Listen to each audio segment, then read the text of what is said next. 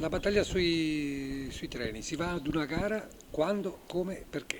Guardi, il contratto scade il 31 dicembre 2014, quindi la gara dovrà essere esperita, spero, entro il 2014, abbiamo eventualmente la possibilità di qualche mese di proroga e lo facciamo in maniera molto chiara, stiamo redigendo un cronoprogramma in maniera tale che tutti i cittadini abbiano chiarezza rispetto ai tempi. Lei che obiettivo si porrebbe con questa gara? Cioè si va ad una battaglia contro Trenitalia, si apre ad altri concessionari, si punta ad un mercato anche dell'area del nord?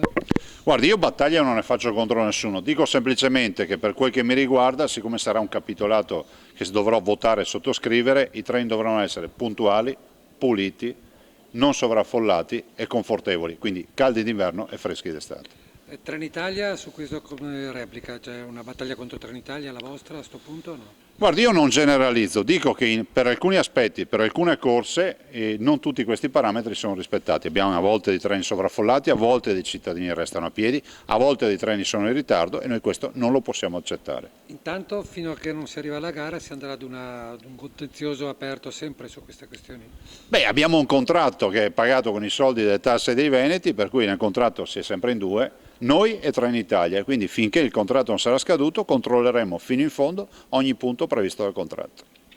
Electrolux, questo tavolo che non c'era, lei diceva non c'era, all'inizio diceva c'era, adesso Beh, ho avuto ragione io, il tavolo a Palazzo Chigi non c'era, non c'è, il 20 gennaio non c'è il tavolo e mi spiace anche perché sono passati più di 2 mesi, forse 2 mesi e mezzo, stiamo parlando di lavoratori che rischiano di perdere il loro posto di lavoro, stiamo parlando di una multinazionale, stiamo parlando di un governo che dovrebbe trattare Electrolux e questa vicenda come Alitalia, Ilva e altre partite tipo la Fiat che ritengono molto più importanti, ma per noi non lo sono.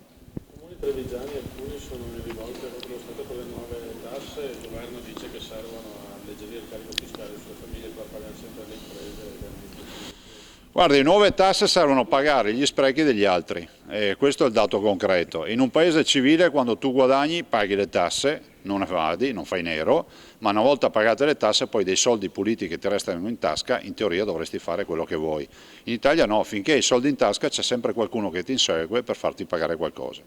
Padova record di furti riusciti sono 43 al giorno, non sono mai stati così tanti, ha ricordato il prefetto, lei anche recentemente. Beh, io ho incontrato il prefetto questa mattina, le ho augurato buon lavoro, mi sembra un prefetto sul pezzo, un prefetto che ha molto chiaro anche il tema dell'ordine pubblico. Certo è che l'ordine pubblico nasce da sinergie importanti tra le forze di polizia, il coordinamento del prefetto, ma soprattutto voglio ricordarlo fino in fondo anche della necessità che le amministrazioni comunali in generale pratichino quegli accorgimenti, che sono quelli dell'illuminazione, della videosorveglianza, che è quello di controllare i documenti degli immigrati quando ciondolano e non vanno a lavorare nelle ore in cui si lavora e girano magari per le città, per i giardinetti pubblici. Questo è quello che significa sicurezza. Al di là dello stesso piano casa, i sindaci delle grandi città del Veneto hanno deciso che continueranno a vedersi per decidere di trasporti, eccetera.